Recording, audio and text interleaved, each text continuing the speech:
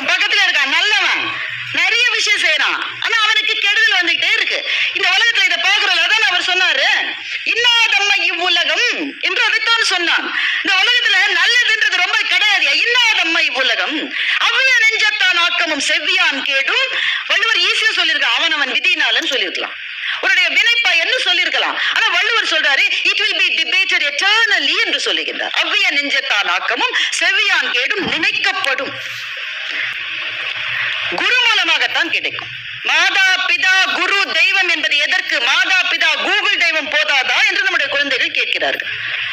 கூகுளே ஒண்ணுமே இல்லைங்க, chat GPT download பண்ணி பாருங்க. நான் இந்த நிகழ்ச்சிக்கு வரதுக்கு முன்னாடி எனக்கு ஒரே கன்ஃபியூஷன்.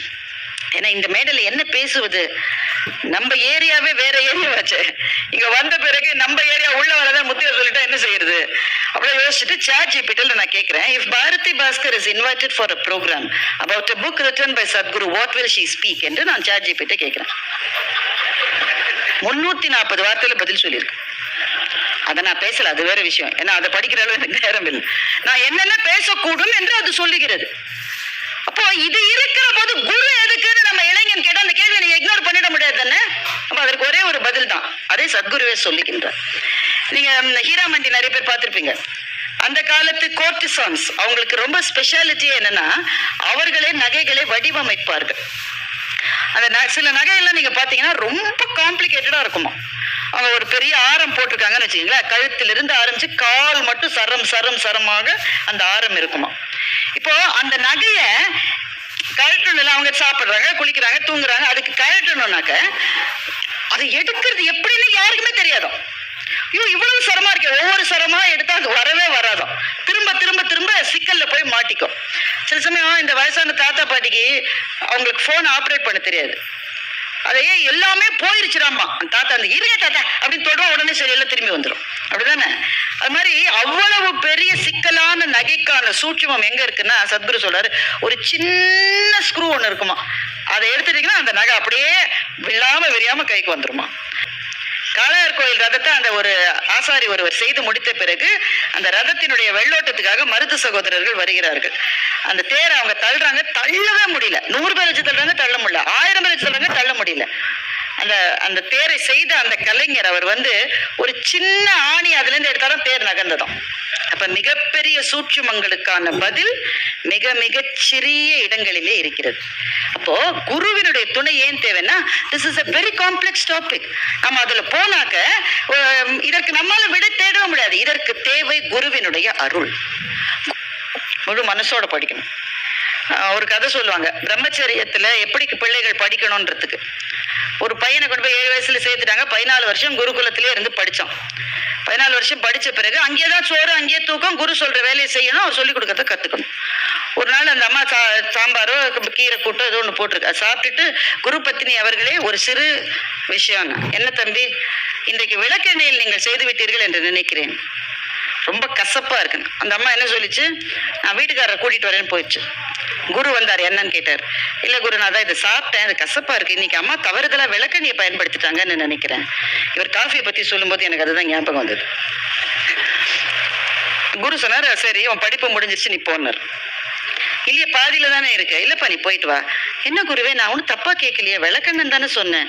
நீ வந்து சேர்ந்த நாள்ல இருந்தா உனக்கு விளக்கெண்ணல தான்ப்பா நாங்க சோறு பொங்கி போட்டுட்டு இருக்கோம்.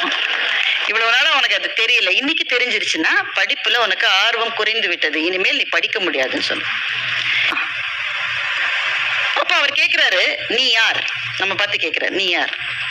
அந்த கேள்விக்கு எந்த தளத்தில நான் பதில் சொல்வது? நான் ஒரு அம்மா, நான் ஒரு பேச்சாளர், நான் ஒரு எழுத்தாளராக முயற்சி செய்து கொண்டிருக்கிறவர், நான் ஒரு வங்கி பணியாளர், எவ்வளவு தளங்கள்ல இருந்து பதில் சொல்லலாம். ஆனா யார் நான்? நான் என்பது அவர் சொல்றாரு, நீ என்பது உன் ஞாபகங்கள்னு சொல்ற. ஞாபகங்களை நீக்கிவிட்டால் நான் நானே அல்ல. கொஞ்சம் ப்ரொஃபவுண்டா இருக்குது இல்ல? ஆனா வேற வழி இல்ல. இந்த இடத்துக்கு இந்த பேச்சு கொண்டு வரதுக்கு தான் நான் இவ்வளவு நேரம் என்னெல்லாமோ ஜிலேபி சுத்திட்டு இருந்தேன். என் ஞாபகங்கள் இல்லை என்றால் நான் நானே அல்ல. என்ன ஞாபகங்கள்? செய்தது, செய்ய முடியாமல் போனது, வந்தது, வராமல் போனது, சுவைத்தது, சுவைக்காமல் போனது, கிடைத்தது, கிடைக்காமல் போனது, எல்லாம் நம்ம மனசுல இருந்துகிட்டே இருக்குல்ல. அப்படியே ஒரு ஒரு கொந்தளிப்பு, ஒரு டர்புலன்ஸ். இந்த ஞாபகங்கள் தான் இல்லையா? இல்ல இருக்கு, இன்னும் கொஞ்சம் இருக்கு. ஞாபகங்கள் அல்லது கனவுகள். நீ இங்கேயே இருந்துகிட்டு அடுத்த வருஷம்டா மச்சான் நான் ஒரு வீடு கட்டி அதுல போய் அடுத்த வருஷம் இருப்போமா? ஆனா நம்முடைய கனவுகள் பிரம்மாண்டமானவை. நாளைக்கு என்ன செய்ய போறோம்? இப்ப வீட்டுக்கு போய் பரோட்டா செய்யணும்னு எவ்வளவு பேர் காத்துக்கிட்டு இருக்கீங்க? ரெடியா இருக்கு, மாவு ஊற வச்சுட்டு வந்திருக்கு நிறைய பார்ட்டி. அடுத்தது என்ன செய்ய போறோம்? இரவு என்ன, நாளைக்கு என்ன, நெட்ஃபிளிக்ஸ்ல நாளைக்கு என்ன படம் பார்க்க போறோம்? அடுத்த வாரம் என்ன செய்ய போறோம்? அடுத்த வருஷம் என்ன செய்ய போறோம்? 10 வருஷம் கழிச்சு என்ன? இந்த ஞாபகங்கள் கனவுகள் இரண்டையும் நீக்கிவிட்டால் நான் என்ற ஒரு தத்துவமே கிடையாது என்று அவர் எழுதுகின்றார். இப்படி சொல்லிட்டு அவர் நம்ம பார்த்து சிரிக்கிறார். எவ்வளவு முட்டாள்தனமா இருக்குல்ல இது. உன்னுடைய ஞாபகங்களும் உன்னுடைய கனவுகளும் தான் நீ என்றால் அந்த ரெண்டுமே உன் கையில இல்லையே. உன்னுடைய ஞாபகங்கள் முடிஞ்சு போயிருச்சு, எல்லாம் எவ்ரிதிங் இஸ் ஓவர். நீ வச்சு பார்த்துட்டு இருக்கலாம், ஆனா அது முடிஞ்சு போயிருச்சு. இந்த உலகத்துல எது நின்றது? எந்த ஞாபகம், எந்த நினைவு நின்றது?